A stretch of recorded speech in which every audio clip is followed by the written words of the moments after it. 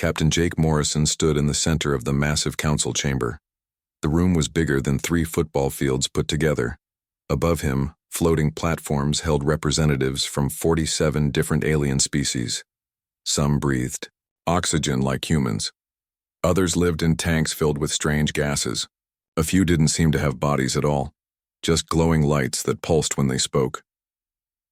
Jake had never felt so small in his life. His uniform was perfectly pressed, but sweat ran down his back anyway. Next to him, Lisa Carter held a data pad, with shaking hands. She was the smartest person Jake knew, but even she looked nervous. The chamber was loud with alien voices. Some species clicked their teeth. Others made sounds like singing whales. A few communicated with flashing colors on their skin. Jake couldn't understand most of it, but his translator earpiece was working overtime. "Silence," called a voice that sounded like grinding stone. The chamber went quiet instantly. High Counselor Morden floated down from his platform. He looked like a walking crystal formation, about 8 feet tall and glowing with soft blue light. When he moved, tiny bells seemed to ring in the air around him. "The human delegation may present their request," Morden said. His voice came from somewhere, inside his crystal body, echoing strangely. Jake stepped forward. He had practiced this speech 100 times on the journey here. "Honorable Council members, I am Captain Jake Morrison of the Human Colonial Federation. This is Dr. Lisa Carter, our xenobiologist. We come before you today to request a diplomatic exception." Murmurs filled the chamber again. Jake knew why. Diplomatic exceptions were rare. Most species had to follow strict rules about where they could build colonies and how they could use resources. Exceptions meant complete freedom to do whatever they wanted on a world. "We want to establish a research colony on the planet Kepler 442b, Jake continued. "We know this planet sits in disputed space between the Vraxian Empire, the Kelthani Collective, and the Self and Ocean worlds. We know all 3 species have ancient claims to this system." Ambassador Zekthara made a sharp clicking sound. She looked like a giant praying mantis, but her compound eyes glowed with intelligence. Her translator made her voice sound like wind through leaves. "The humans ask for much. Why should we give them a world that belongs to others?" Lisa stepped forward, her nervousness forgotten as she talked about her work. "The planet has a unique ecosystem. We've found organisms there that survived some kind of ancient disaster. They adapted in ways we've never seen before. We think studying them could help us cure the Red Death plague that's been killing people across 17 different star systems." The Red Death was no joke. Jake had seen entire colonies wiped out by it. The plague could jump between species, which almost never happened. It had killed over 2 billion beings in the last 5 years. "These organisms," Lisa continued, "they seem to have developed immunity to biological weapons. If we can understand how they survived, we might be able to save billions of lives." A new voice spoke up. It sounded like water flowing over rocks. "The Self and Ocean worlds have sacred sites in that system. Our ancestors spawned in those waters for 1,000 generations." Another voice, this one like the rumble of distant thunder. "The Kelthani built our first deep space stations in that system. It is written in our crystal memories." Zekthara's clicking grew faster. "The Vraxian Empire discovered that system before either of your species left their homeworlds. Our claim is strongest." Jake felt his heart sink. This was exactly what they had feared. The 3 species would never agree. Without their permission, humans couldn't go near the system. The Galactic Council always voted together on disputed territories. But then something strange happened. Morden raised one crystal hand and the arguing stopped. "We will vote," he announced. The voting process was unlike anything Jake had ever seen. Each species had their own way of casting votes. Some pressed buttons on their platforms. Others changed the color of their skin. A few sang specific notes. Jake watched in amazement as 47 different species made their choices. The votes appeared as lights on a massive display above the chamber. Green for yes, red for no, yellow for abstain. Jake counted as fast as he could. His mouth fell open. Every single vote was green. All 47 species had voted yes. "The human request is approved," Mordan announced. You may establish your colony on Kepler 442b with full autonomy. No council oversight will be required. Jake couldn't believe it. Lisa grabbed his arm, her eyes wide with shock. They had expected maybe a dozen yes votes at best. But unanimous approval, that never happened. As the council session ended, Jake noticed something odd. Instead of looking happy about their generous decision, many of the alien representatives looked worried. Some were having quick whispered conversations with their aides. Others kept glancing at the humans with what looked like pity. Ambassador Zekathara approached them as they prepared to leave. Her compound eyes reflected the chamber's lights like tiny mirrors. "Congratulations, Captain Morrison," she said, but her voice sounded sad. "Thank you, Ambassador," Jake replied. "We didn't expect such strong support." Zekathara was quiet for a moment. Then she leaned closer, her voice dropping to barely a whisper. "You humans never do," she said. "You never realize what you're really asking for." Before Jake could ask what she meant, Zekathara turned and walked away, her forearms moving in what Jake had learned was the Vraxian gesture for mourning. Lisa looked at Jake with confusion in her eyes. What did she mean by that? Jake shook his head. "I don't know, but we got what we came for. We can save lives now." As they left the council chamber, neither of them noticed the small group of alien ambassadors gathering in a side corridor. Their conversation was heated but quiet, and if Jake had understood their languages, he might have heard words like sacrifice, shield, and the awakening. But he didn't hear them. He was too busy thinking about the colony they would build and the lives they would save. He had no idea that 47 different species had just voted to place humanity directly in the path of an ancient enemy that was already stirring in the dark spaces between the stars. 3 months had passed since the council meeting. Dr. Ben Hayes sat in the library section of the human research ship New Horizon, surrounded by stacks of digital files and holographic displays. His eyes were red from staring at screens for too long, but he couldn't stop reading. Ben was a historian, not a scientist like Lisa Carter. While the others worked on setting up the colony on Kepler 442b, he had been researching something that bothered him. The council vote had been too easy, too perfect. In his experience, nothing in galactic politics ever went that smoothly. He pulled up another file on his computer. This one was about a human mining operation that had been approved 15 years ago. The humans had wanted to dig for rare metals in an asteroid field that 3 different alien species claimed. Just like with Kepler 442b, the council had voted yes without any real debate. Ben frowned and opened another file. 20 years ago, humans had asked for permission to build a trade route through space controlled by hostile pirates. The route would have been incredibly dangerous, but it would cut travel time between human colonies in half. Again, the council had said yes immediately. His fingers moved quickly across the keyboard as he searched for more examples. A mining colony on a planet with deadly storms, a research station near a black hole, a settlement on a world where the previous inhabitants had all mysteriously disappeared. Every single request had been approved. Ben leaned back in his chair and rubbed his tired eyes. In the past 100 years, humans had made 47 requests for diplomatic exceptions. Every single one had been approved. The success rate was 100%. He pulled up statistics for other species. The Vraxians had a 12% approval rate. The Kelthani managed 18%. Even the powerful Self and Ocean worlds only got 23% of their requests approved. Most species were lucky to get 1 exception approved in their entire history with the Council. "This is impossible," Ben muttered to himself. "The math doesn't work."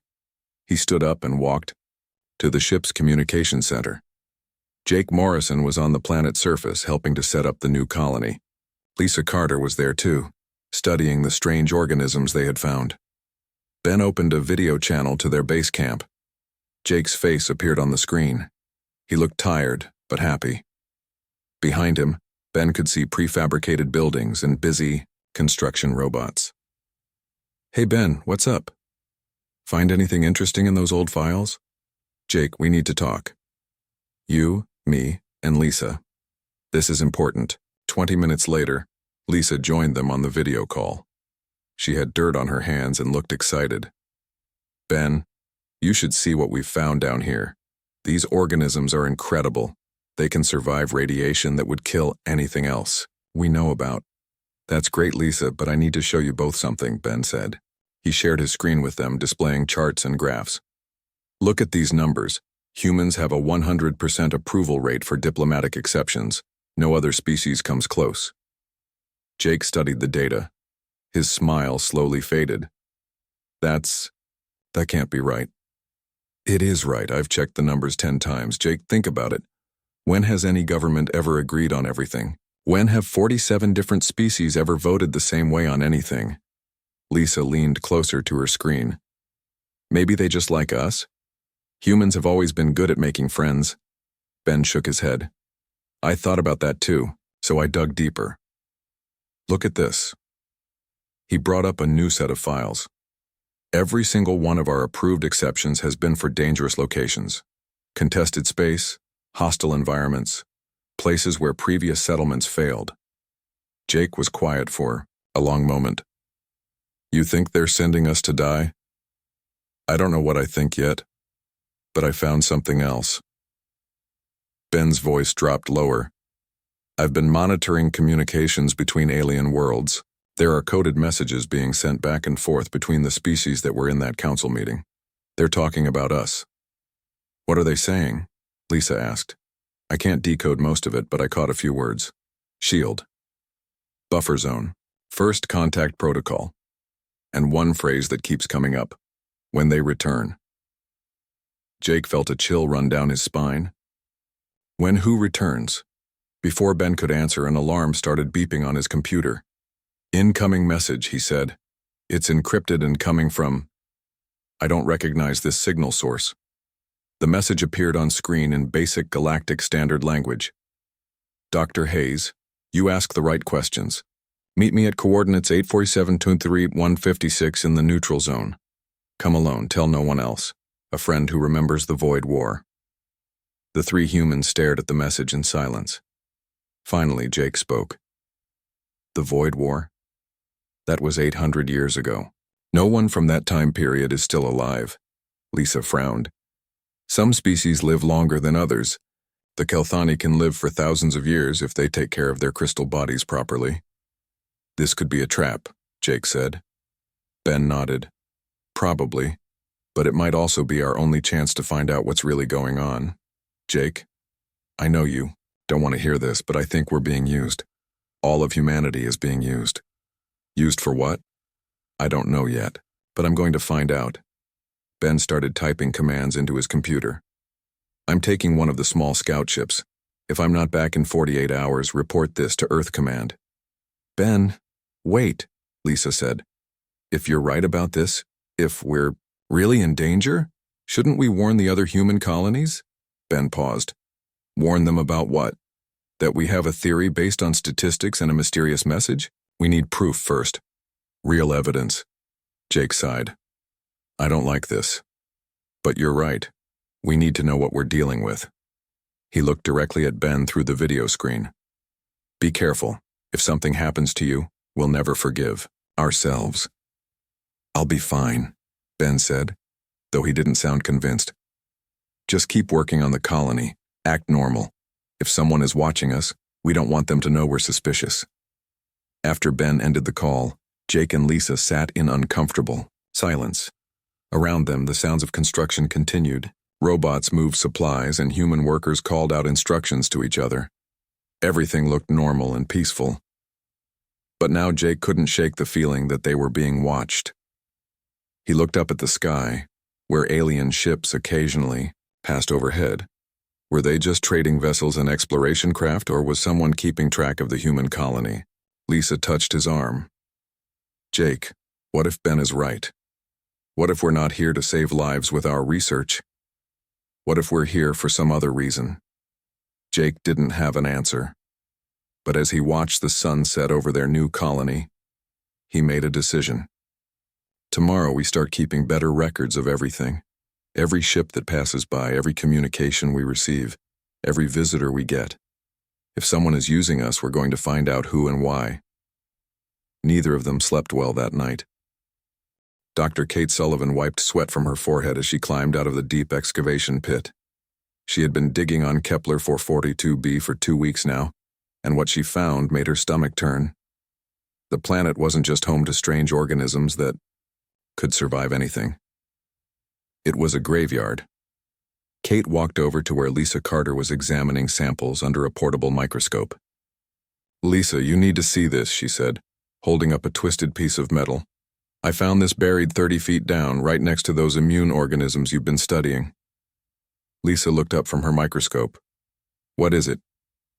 "It's a weapon fragment, but not like any weapon I've ever seen before." Kate turned the metal piece over in her hands. "Look at these burn marks. Whatever hit this thing was designed to kill living tissue at the cellular level. The metal itself is partially dissolved." Lisa took the fragment and examined it closely. "Kate, how old do you think this is?" "Based on the soil layers, I'd say about 800 years, maybe a little more." The two women looked at each other. 800 years ago was when the void, war had happened. Every species in the galaxy had records of that terrible time, but most of the details had been lost or classified. "There's more," Kate said. "I found what looks like the remains of buildings down there. They're not human buildings, and they don't match any current alien architecture I know about. But here's the weird part. They're built like bunkers. Heavy. Armor, underground tunnels, emergency systems. Someone was preparing for a war." Before Lisa could respond, Ryan Cooper's voice crackled over their radio communicators. Ryan was their transport pilot, and he spent most of his time flying between the planet's surface and their orbital station. "Lisa, Kate, you need to hear this." Ryan's voice sounded worried. "I've been keeping track of ship traffic in this system like Jake asked. In the past week, I've counted 15 different vessels that came through here. None of them contacted us or asked for permission to enter our space." Lisa pressed the talk button on her radio. "Maybe they're just passing through?" "That's what I thought at first, but 3 of them stopped at the outer planets. They've been there for days, doing something. I took the long-range sensors out for a look this morning." Kate and Lisa exchanged glances. "What did you find?" Kate asked. "Mining operations. Big ones. They're pulling rare metals out of the asteroids and moons. The kind of metals you use to build advanced weapons and armor." Lisa felt a chill run down her spine. "Ryan, did you recognize any of the ships?" "That's the strange part. The ships don't match any known designs, but the energy signatures are familiar. I think they belong to the same species that were in the council meeting when Jake made our request. The Vraxians, Kelthani, and Selfin are all here." Kate grabbed Lisa's arm. "The same species that supposedly have ancient claims to this system. They're mining it while we're down here playing in the dirt." Their conversation was interrupted by the sound of footsteps. An old alien was walking toward them across the dusty ground. She looked like a lizard that walked on 2 legs with dark green scales and bright yellow eyes. Her clothes were simple and worn, and she carried a small bag of belongings. "Please," the alien said in accented but clear human language. "I need help. I seek asylum." Lisa stepped forward. "Who are you? How did you get here?" "My name is Nexara. I am Reptani. I came on one of the ships you have been watching." The old alien's voice was tired and sad. "I escaped when they stopped to refuel. I have been walking for 2 days to find you." Kate looked suspicious. "Why do you want asylum with us? Why not go to your own people?" Nexara's yellow eyes filled with what looked like tears. "Because my people sent me here to die, just like they sent you." Lisa felt her heart start beating, faster. "What do you mean?" "I am old. I remember the Void War. I was young then, but I remember." Nexara sat down heavily on a nearby rock. 800 years ago, an enemy came from the dark spaces between stars. They had ships that could destroy entire planets, weapons that could kill every living thing in a solar system. Kate knelt down next to the old alien. "What happened? To them? We thought we won. The enemy ships went quiet, their attacks stopped, but those of us who lived through the war, we knew the truth. The enemy didn't die. They went to sleep. They were waiting. Waiting for what? Lisa asked. Nexara pointed at the excavation pit where Kate had been digging. This planet was one of their battlefields. The organisms you study, they survived because the enemy tested their weapons here.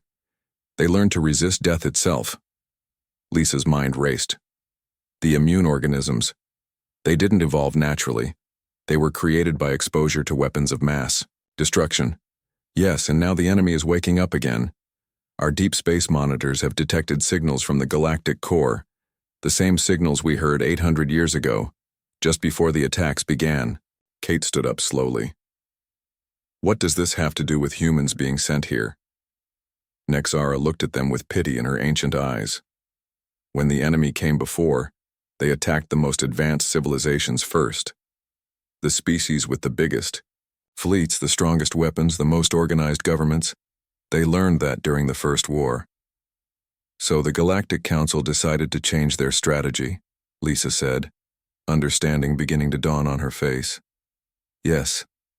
This time they want the enemy to attack someone else first, someone expandable, someone scattered across many small colonies instead of concentrated in a few big worlds. Nexara's voice became even sadder. They chose humans. Kate felt sick. We're not here to do research. We're here to be bait. You are here to die first, Nexara said simply. When the enemy comes, they will find human colonies spread across the galaxy. While they are busy destroying you, the other species will have time to prepare their defenses. Lisa activated her radio with shaking hands. Jake, Ben, anyone. Emergency. Communication. We need to talk right now. Jake's voice came through immediately. Lisa, what's wrong? Jake, we know why the council approved our request. We know why every species voted yes. Lisa's voice was tight with anger and fear. They're using us as shields. All of humanity. We're the early warning system they plan to sacrifice when an ancient enemy returns. There was silence on the radio for a long moment. Then Jake's voice came back, grim and determined. Ben hasn't returned from his meeting yet. If what you're saying is true, he might be in danger. Kate looked up at the sky, where she could see the distant lights of alien ships. We're all in danger. The question is, what are we going to do about it? Nexara struggled to her feet. There is something else you must know. The enemy is not what the council thinks they are. They are not just destroyers. They learn. They adapt. And they remember who their enemies are. What do you mean? Lisa asked. The last time, humans did not exist as a spacefaring species. This time you do. When the enemy comes, they will study you first. And if you prove to be strong, if you prove to be dangerous to them, Nexara paused, they will make sure humanity never has another chance to fight back. Admiral Chris Parker stood on the bridge of the battleship Washington as it dropped out of hyperspace near Kepler 442b. Behind him, 23 more human warships emerged from the swirling lights of faster-than-light travel. It was the largest human fleet ever assembled in one place. Chris had received Jake Morrison's emergency message 6 hours ago. The message was simple but terrifying. We've been betrayed. The council is using us as bait. Ancient enemy returning. Need immediate evacuation and protection. On the planet below, Jake watched the human ships arrive through his binoculars. He felt relief wash over him, but also worry. If Admiral Parker had brought this many ships, it meant Earth Command was taking the threat very seriously. Dr. Nina Foster worked frantically at her portable computer setup in the colony's main building. She was an archaeologist who specialized in ancient civilizations, and Chris had brought her along to verify the claims in Jake's message. For the past 3 hours, she had been analyzing the data Kate Sullivan had sent up from the excavation sites. Admiral, Nina called out over the radio from the planet's surface. You need to see this. The evidence is overwhelming.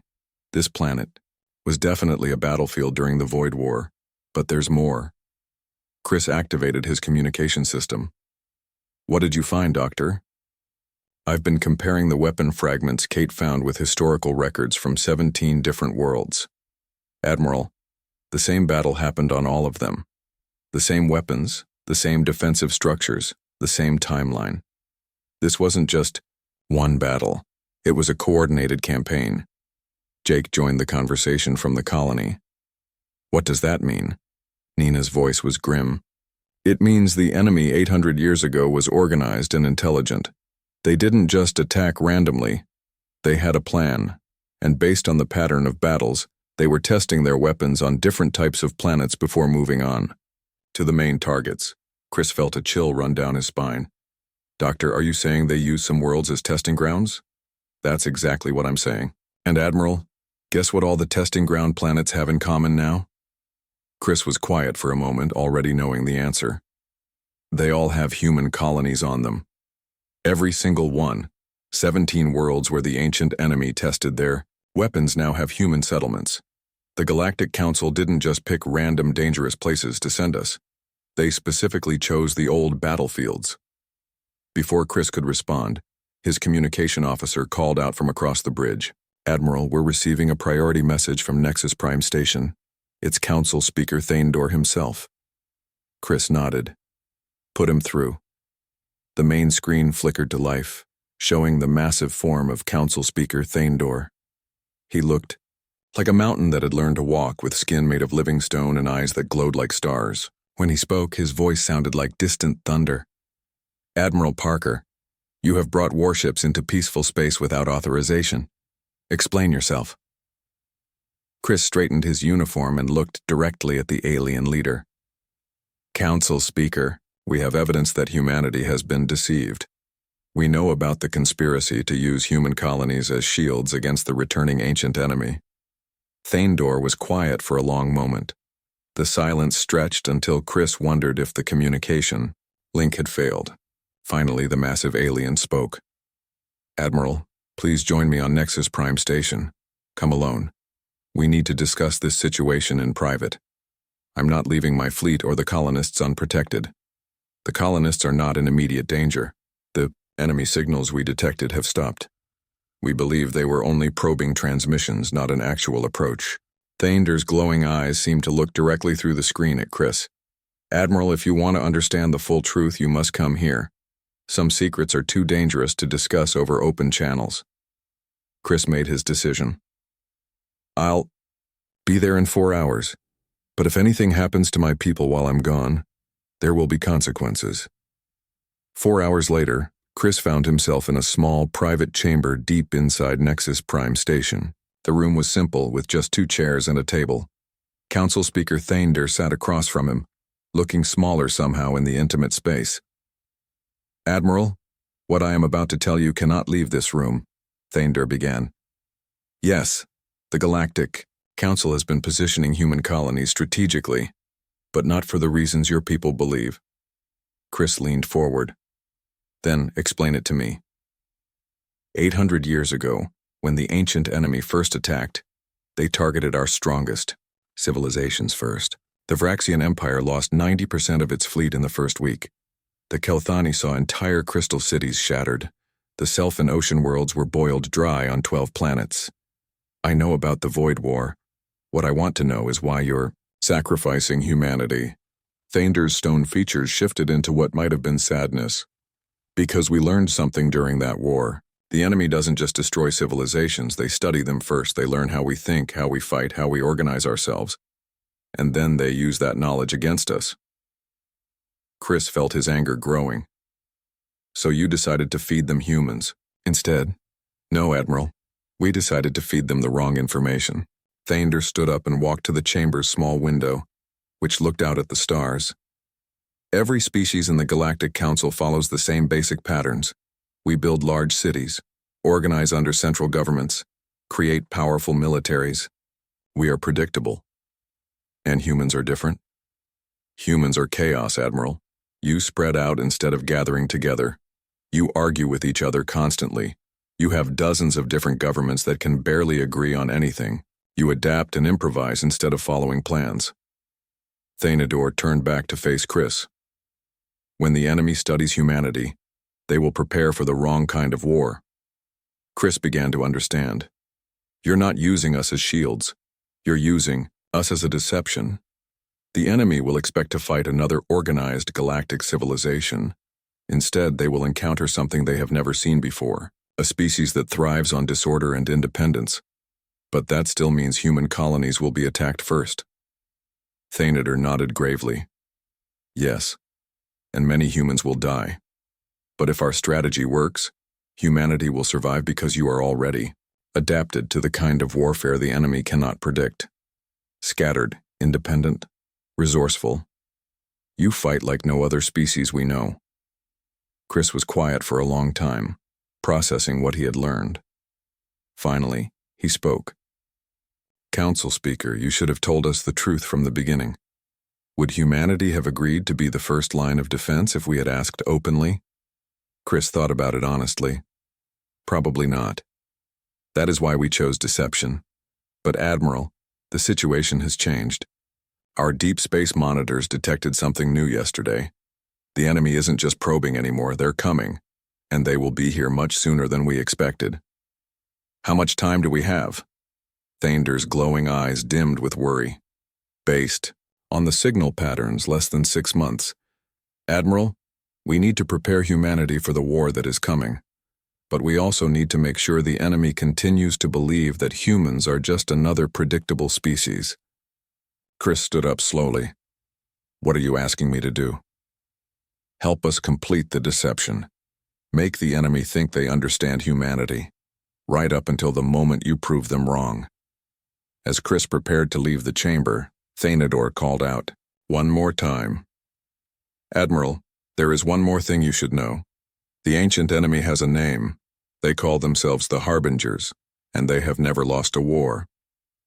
President Sarah Mitchell walked into the Galactic Council chamber with her head held high. Behind her came 20 representatives from every major human colony. The chamber had never seen so many humans in one place before. Every alien species was watching them carefully. General Tony Martinez sat in the section reserved for military advisors. He had spent the last 2 months since Admiral Parker's meeting with Thanador preparing for this moment. In his briefcase were battle plans that would change everything. Jake Morrison stood with the human delegation, but he felt like a different person than the nervous captain who had first requested permission to colonize Kepler 442b. Now he knew the truth about everything. The question was what humanity would do with that truth. Council Speaker Thanador called the session to order. President Mitchell, you requested this emergency session. The Council recognizes the Human Colonial Federation. Sarah stepped forward to the center of the chamber. Council Speaker, members of the galactic community, we are here because we know about the Harbingers. We know they are coming, and we know what you plan to do about it. Murmurs filled the chamber. Some species seemed surprised that humans had learned the truth. Others looked relieved that the secret was finally out in the open. We know you positioned our colonies on ancient battlefields, Sarah continued. We know you expected us to be the first target when the Harbingers return. We know you thought our chaotic nature would confuse them and give the rest of the galaxy time to prepare. Ambassador Zekthara clicked nervously. President Mitchell, the Council's strategy was designed to give all species the best chance of survival. Including humanity? Sarah asked sharply. Thanador spoke in his deep, rumbling voice. President Mitchell, we believed humanity's decentralized nature would help you survive even a direct attack. You are already adapted to the kind of warfare the Harbingers cannot predict. Sarah smiled, but it was not a friendly smile. You're right about one thing, Council Speaker. We are adapted to unpredictable warfare, but you made one big mistake in your planning. What mistake? Thanador asked. General Martinez stood up and activated a holographic display in the center of the chamber. You assumed we didn't know you were planning to sacrifice us. You assumed we would fight the way you expected us to fight.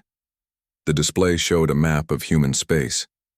Red dots marked the locations of human colonies, with special emphasis on the ones built on ancient battlefields. But there were also blue dots scattered throughout the galaxy, many in places where no human colonies were supposed to exist. For the past 2 months, Martinez said, we've been building our real defense network. Every red dot you see was a colony you knew about. Every blue dot is one you didn't.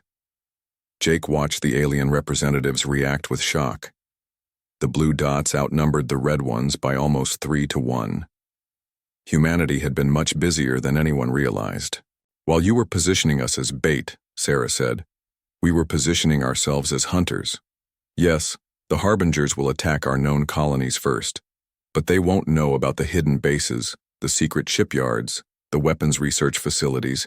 We've built in places you never thought to look. Dr. Nina Foster activated another part of the display. We've also been studying every piece of Harbinger technology we could find on those ancient battlefields. We know how their weapons work. More importantly, we know how they think.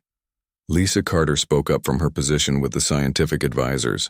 The organisms on Kepler 442b weren't just immune to Harbinger weapons. They were specifically adapted to fight back against them.